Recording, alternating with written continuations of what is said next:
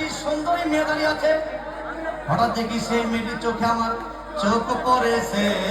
হবে নাকি আর কন্ডিশন হয়েছে, আরে টিকাপুরের মোড়ে লেখা হল রয়েছে। হবে নাকি আর কন্ডিশন হয়েছে।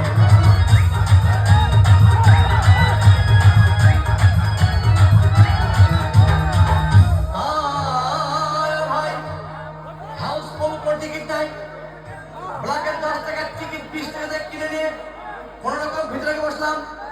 হঠাৎ দেখি পাশে চেয়ে সেই মেয়েটি আমার পাশেই বসেছে। হবে নাকি আর কন্ডিশন হয়েছে।